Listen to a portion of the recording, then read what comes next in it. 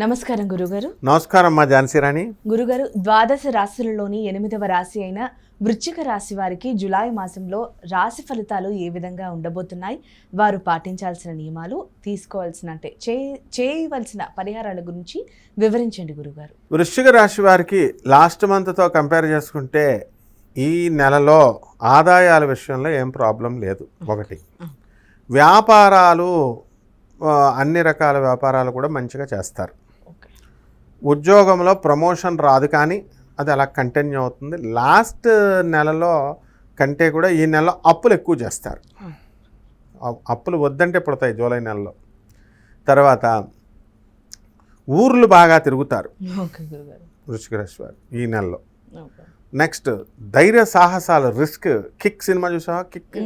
ఆ కిక్ సినిమాలో వాడు ఆ అమ్మాయిని, రాజకీయ నాయకురాలు కూతురుని వేరే వాడికి ఇచ్చి పెళ్లి చేస్తూ ఆమెకు ఫోన్ చేసి నీ కూతురు వెళ్ళిపోతుంది ఫలానా కూడా ప్లేస్ చెప్పేస్తాడు, వీళ్ళని రక్షిస్తాడు కూడా. ఆ విధంగా అడ్వెంచర్స్, ఈ అడ్వెంచర్స్ ఈ జూలై నెలలో మన వాళ్ళు చేస్తారు వృశ్చిక రాశి వాళ్ళు.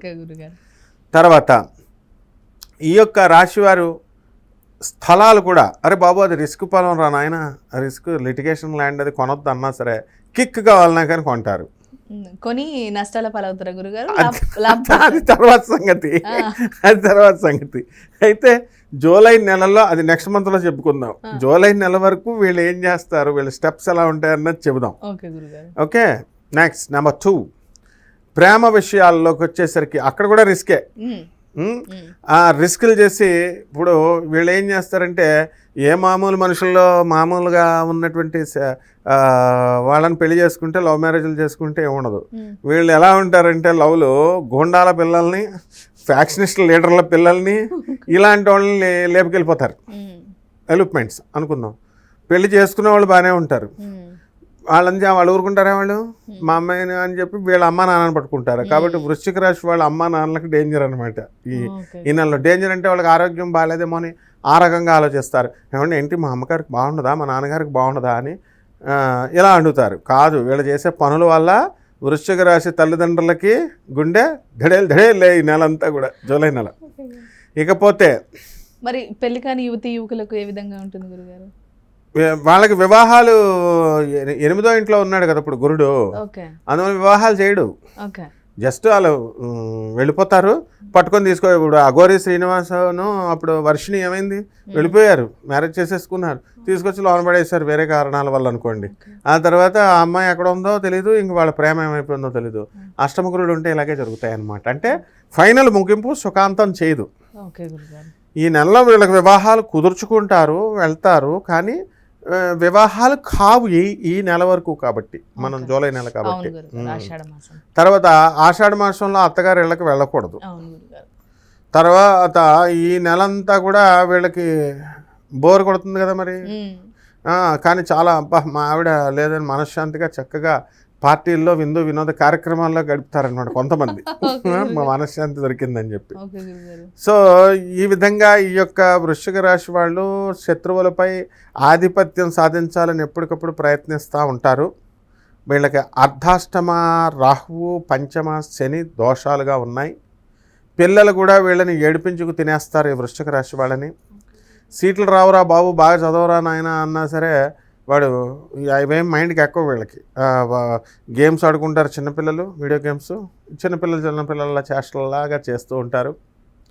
మోక్షం ఇస్తానరా మొగుడా అని సాక్షాత్తు శ్రీ మహావిష్ణువు భూమి మీదకి దిగి వృశ్చిక రాశి వాళ్ళకి మోక్షం ఇస్తానన్నా, మాకు వద్దు స్వామి, మోక్షం ఎందుకు, బోర్, మళ్ళీ ఇంకో జన్మ మేము ఎత్తుతాం, మాకు జన్మలో మాకు ఎంజాయ్మెంట్ ఉంది అని చెప్పి అడిగేట తెలివితేటలు ఈ నెలలో, జూలై నెలలో వృశ్చిక రాశి వారికి ఉంటాయన్నమాట. అలాగే గురుగారు, మరి ఒకవేళ భూమి కొనాలి అనుకున్నా, రిజిస్ట్రేషన్ చేయాలి అనుకున్నా, మరి ఈ నెలలో చేసుకోవచ్చు అంటారా? అవి చేసుకోవాలా.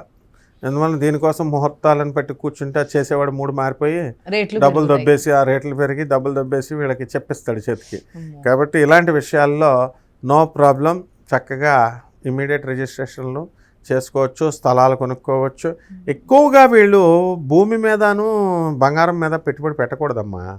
ఏ రాశి వాడైనా సరే సినిమాలు తీయాలి మంచిగా, చక్కగా సీరియల్స్, సినిమాలు, మెసేజ్ ఓరియంటెడ్ ఇవి చేయాలి మనము. దానివల్ల కళారంగం, ఈ శుక్రుడు చాలా బాగున్నాడు వీళ్ళకి. ఏమో ఇప్పుడు వీళ్ళు బంగారాలు కొని స్థలాలు కొని ఎప్పటికి వెళ్తారు వీళ్ళంతా. అదే ఒక సినిమా చూడు, రాజమౌళి రాత్రికి రాత్రి ఎలా అయిపోయాడు.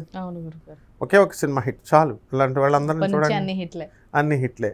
కాబట్టి కళల మీద ప్రేమ పెంచుకోవాలి వీళ్ళు, అంతేగాని ఎంతసేపు పిసినారోళ్ళలాగా డబ్బులు దాచుకుని బీరువల్ల పెట్టుకుని స్థలాలు కొనుక్కొని ఎవరికి ఉపయోగం అవన్నీ వేస్ట్. అసలు ప్రజా శ్రేయస్సు కోసం మెసేజ్ ఓరియంటెడ్ సినిమాలు తీసి పడేయాలా.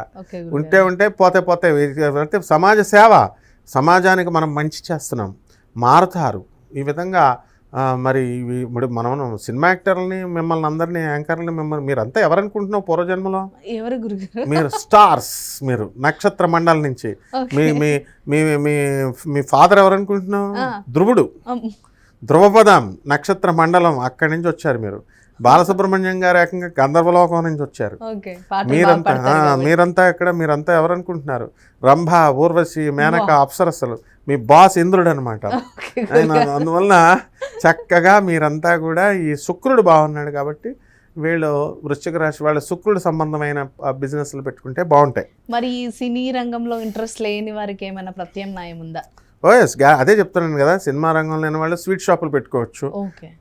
పులుపు బిజినెస్, స్పైసెస్, తర్వాత స్వీట్ షాపులు, ఇక ఎలక్ట్రానిక్స్ రంగము, ఎలక్ట్రానిక్స్ ఇండస్ట్రీస్, తర్వాత మెడికల్ బ్రహ్మాండం కలిసి వస్తుంది. కానీ వృశ్చిక రాశికి ఇంకా అర్ధాశ్రమ రాహువు పంచమ శని కాబట్టి ఇంకొంచెం కాలం వెయిట్ చేయాలి. అంటే ఈ నెలలో ఇప్పుడున్న గ్రహస్థితి ఇది, మిగతాయి కాపాడుతూ ఉంటాయి. రాజ్యస్థితిగా ఇప్పుడు ఏ ప్లానెట్కి ఎవరికి కూడా అన్ని గ్రహాలు బాగుండవు. కొన్ని డౌన్ అయిపోయినప్పుడు ఏదో ఒక గ్రహం చాలు మనల్ని రక్షించడానికి. ఆ విధంగా వీళ్ళని కేతు గ్రహం రక్షిస్తోంది కాబట్టి ఆ ప్రాబ్లం ఏమి లేదమ్మా. ఓకే గురుగారు, మరి వృశ్చిక రాశి వారు ఎటువంటి పరిహారాలు చేసుకుంటే బాగుంటుందో తెలియజేయండి. వృశ్చిక రాశి వారికి మామూలుగా ఇప్పుడు మనకి గురుబలం లేదు కాబట్టి గురు జపం చేసుకోవాలా, గురు స్తోత్రాలు చదువుకోవాలా, గురువుకి కిలోంపావు శనగల్ని పసుపు రంగు వస్త్రాలనిచ్చి పేద బ్రాహ్మణులకి గురువారం నాడు ఉదయం మనం 6 గంటలకి దానం చేసుకోవాలా. దశమహావిద్యల్లో ఒకటైనటువంటి తారా అమ్మవారి యొక్క హోమాన్ని ఇళ్లలో జరిపించుకోవడం ద్వారా అద్భుతమైనటువంటి ఫలితాలు వీళ్ళకి లభిస్తాయి.